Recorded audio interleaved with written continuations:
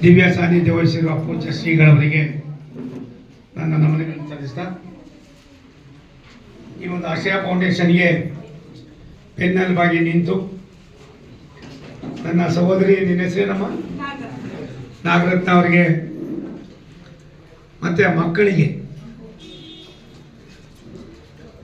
ಬದುಕುವುದಕ್ಕೆ ಅವಕಾಶ ಮಾಡಿಕೊಟ್ಟಂತ ನಿಮ್ಮ ಫೋನ್ ಅಕ್ಷಯ ಅಲ್ಲ ನಿಮ್ಮದು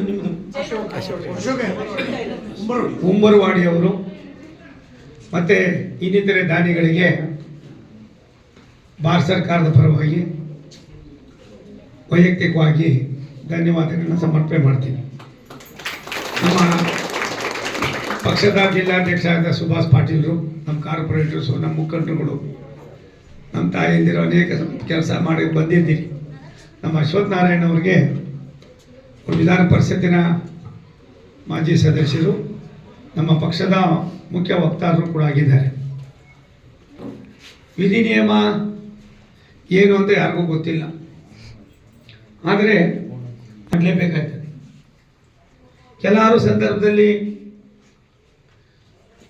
ಆಗುವ ಕೆಲವು ಸಣ್ಣ ಅನಾಹುತಗಳು ತುಂಬ ದುಷ್ಪರಿಣಾಮವನ್ನು ಬೀರ್ತದೆ ಅನ್ನೋದಕ್ಕೆ HIV ಕೂಡ ಒಂದು ದೊಡ್ಡ ನೋವಿನ ಸಂಗತಿ. ಈ ಹೆಣ್ಮಗಳು ಗೊಂಬೆ ಇದ್ದಂಗಿತ್ತು. ಒಂದು 10 ವರ್ಷ 12 ವರ್ಷ ಆಗಿರ್ಬೇಕು ನನಗೆ ಪರಿಚಯ ಆಗಿ. ನಾನು ಬಂದಾಗೆಲ್ಲ ಎಮೋಷನಲ್ಲಿ ಕೂಗಾಡೋದು.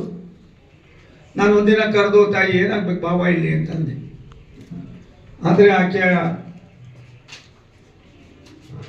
ಭಾವನೆಯನ್ನು ಅರ್ಥ ಮಾಡಿಕೊಂಡು, ಆಕೆಯ ಧೈರ್ಯವನ್ನು ಅರ್ಥ ಮಾಡಿಕೊಂಡು ನನಗೆ ತುಂಬ ಆನಂದ ಆಯಿತು. ಒಬ್ಬರು ಹೇಳಿದ್ರೆ ಭಗವಂತ ಎಲ್ಲರಿಗೂ ಕೂಡ ಒಂದೊಂದು ಆಶೀರ್ವಾದ ಮಾಡ್ತಾನೆ ಅನ್ನೋದಕ್ಕೆ ಆ ಹೆಣ್ಮಕ್ಳಿಗೆ ನೀವು ಒಂದು ದೊಡ್ಡ ಉದಾಹರಣೆ. ನಾನು ನಿಮ್ಗೆ ವೈಯಕ್ತಿಕವಾಗಿ ನಾನು ಕೊಟ್ಟಿದ್ದು ನನ್ನ ಮನೆಯದೇನಲ್ಲ, ರಾಜ್ಯ ಸರ್ಕಾರ.